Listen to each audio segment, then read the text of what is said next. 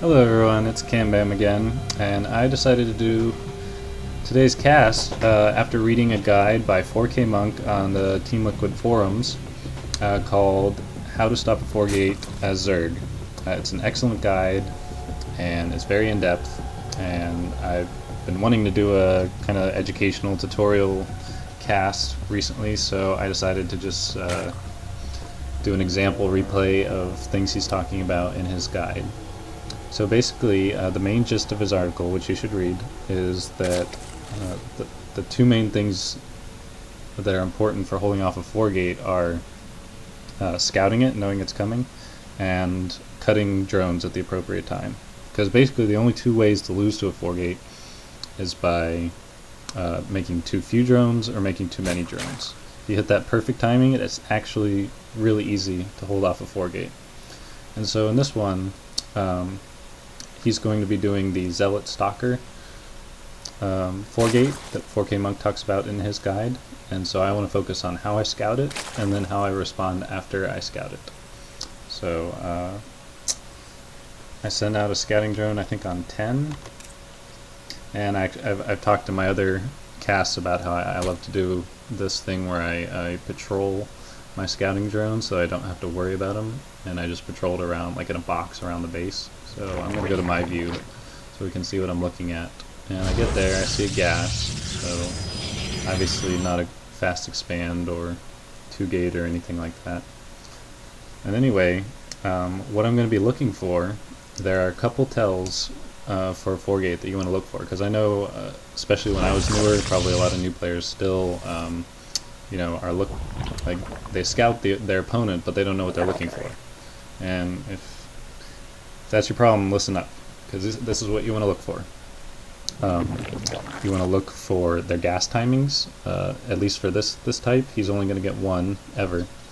Also, a big tell is his nexus energy. This may not be as pertinent to lower level people because they might have bad macro, but basically, if he has very high nexus energy, that means he's saving it up so he can spend it all on the cyber core as soon as it's done. So as you can see right now, I'm actually going to slow it down. I click on the nexus and see 70 energy. So I'm like, wow, that he is saving that up. This is Masters League, so his macro probably didn't slip this early in the game. He is saving that up so he can chrono boost the crap out of his cyber core as soon as it finishes. Now another tell is the second unit he produces out of his gateway. If he's planning on doing some like 3-gate sentry expand or a Zealot sentry, just anything with sentries, he's probably going to get a sentry as his second unit. If he's doing a 4-gate, Stalker is much more likely. So it doesn't 100% signify a 4-gate, but if you see a Stalker second, that should just add to your list of things that mean it might be a 4-gate. So we've got the one gas. He should definitely have a second gas now if he plans on doing anything besides Zealot Stalker. So because he doesn't have that second gas, that's a big tip-off. The Nexus energy is a big tip-off. And you can see he's getting a Stalker second. And then, as you'll see in just a second, one of the great things about this patrolling drone is that if he doesn't deal with it, he either has to reveal his tech, which he does, which most people don't. Yeah, I get to see the 3 gates right now. Most people will kill it for a Stalker, but that'll delay the gates going down if he has to wait for the drone to die to make it 10 seconds later. So that's kind of cool. So anyway, I've seen it. I've made 4 Zerglings, and because I haven't scouted anything like a 2-gate or a fast 2-Stalker 1 Zealot push or anything like that, I only need 4 Zerglings, 1 at the Watchtower, 3 just to check out his ramp. And I'm just going to build drones. I've built nothing but drones up until now. I have 20 drones, and I didn't start building an army besides those 4 lings until I had 20 drones. And because his guide says to cut drones to 20, that's where you stop, and you start just massing up an army. This attack's going to be here soon. So I went for roaches and lings this time, which is what he says to go for. I think you can go for mass lings, but I think it's a little safer to go for lings and roaches. So here comes his push. It's actually, he makes a few mistakes. He should have had these pylons up and everything, but we're going to see. I still would have been fine, I think, if he had executed a little more better. So basically what's going to happen is his attack is going to be crushed by my army because I cut drones so quickly. And I've been massing an army for so long. So the strength of his attack is the momentum it gains as he starts warping in units. But before that happens, if I can crush it right away, it really loses its strength, and that's exactly what we're going to see. He's not ready for this at all. Damn, it's lost. I'm actually going to back up. Right about here. Because we're going to see that, you know, he did have to warp in 3 here because his pylons weren't done. 3 zealots down here, and he has to walk them across the map. So they could have been there if he had planned his pylons out a little better. So we're going to say, let's see, yeah. So he had 7 zealots and 2 stalkers. So even if all of them were there at my base, first of all, I wouldn't have to engage. I could stall, back up all the way to one of my bases if I needed more units, but I don't. I actually have 6 roaches and 21 zerglings. I think if you look at the army, that's slightly bigger than his, but even though the army sizes are pretty close, I think 21 zerglings and 6 roaches beats 7 zealots and 2 stalkers pretty bad. So you can see the power of cutting drones at the right time lets you have a big army so that you're ready for his attack. And if he did manage to control this better, this is why 4K Monk says it's the hardest to hold off, is because even if you do everything perfectly, it can still turn into a micro war where whoever has the better micro wins. Where basically what you want to do is, you want to, if he's building zealots, you build roaches. If he's building stalkers, you build zerglings, and you just kind of get in this warp in versus larva inject battle, where just every 30 or 40 seconds you guys are reinforcing with another wave of units, and eventually somebody wins. But yeah, so even though his 4-gate wasn't that well executed, I still think the principles, you know, you can see them.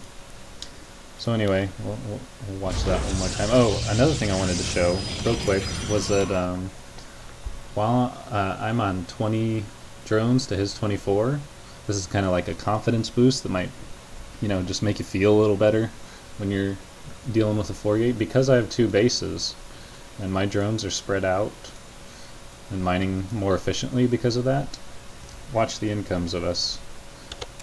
Oh, whoops. They're pretty much identical, despite me being down 4 drones. So that should make you feel better. Plus, as we'll see after I crush this attack, because I have 2 hatcheries and 2 queens, I have the ability to, as soon as I feel safe, make 8 drones instantly, as fast as I have the money for it. And that will catch me, that will put me up to 28 to his 24, and I will quickly be fine and quickly pass him in macro. So anyway, I guess this replay can be a little double feature. Also talk briefly about, you know, once you've gotten ahead, and I definitely say I'm ahead at this point because I ruined his attack. My army's bigger, I have the army advantage, I don't have to worry about an attack for quite a while. I'm going to be building up a lot of drones, maybe I already did. Yeah, 27 drones. So, I'm going to talk a little bit about how to not lose after you get the advantage, because it's definitely still possible to get a loss from this. Basically what you want to do is, because you have an advantage, your advantage allows you to prepare for everything he can throw at you off of one base and not, you know, be behind because of that. So what I'm going to do is I'm going to tech to Hydra, because Hydra holds off a lot of things like a mass gateway army. If he just stays with 4-gate and builds up a big mass gateway army, Hydras will do very well against it. If he goes any air units, Hydras counter that. And then I'm also going to build an Overseer as soon as my lair finishes, in case he tech switches straight to Dark Templar, because, you know, if you're not prepared for that, that can lose you the game even if you have the advantage. I'm also breaking the rocks now just to put a little pressure on him in case he's trying to tech to something real quick or throw down an expansion. Like I want to use the fact that my army's bigger than his, to do something to him. Don't let him be greedy. So anyway, yeah, those are the two things you want to go for if you have an advantage, is Hydras and an Overseer. That pretty much shuts down anything he can throw off of one base. And then you just make a lot of drones.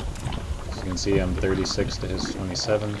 And then just macro up until you're ready to attack him or he tries to attack you. You can take a third base if you want, or you can attack him with a 2-base diamond push, and you pretty much have beaten a 4-gator. So I'm going to actually speed it up. I think he actually just builds a big gateway army. And he pulls his probes. So we're going to see how Hydras are great at killing gateway units.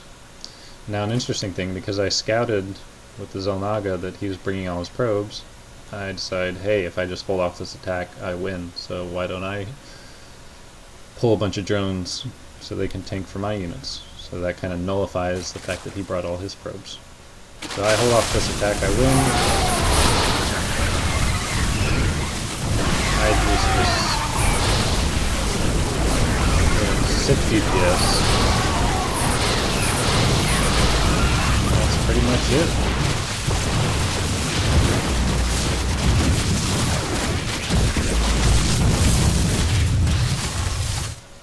So yes, I definitely recommend the guide. Again, it's called How to Stop a 4-Gate as Zerg on the TeamLiquid.net forums. Definitely check it out. It's very awesome. And I just think for how much trouble people have with 4-Gate, I know it's a very frustrating strategy. It feels so good when you hit that drone timing perfectly and you just crush his attack. It feels so good. So I just wanted to try and share this with the community, so that hopefully you guys can start doing it as well. Credit, I want to give lots of credit to 4K Monk for writing an awesome guide, and I'm also going to do another cast shortly after this one, showing how to hold off a 4-gate Blink Stalker, kind of like delayed 4-gate, where he gets a full 1-base saturation and gets a ton of Blink Stalker.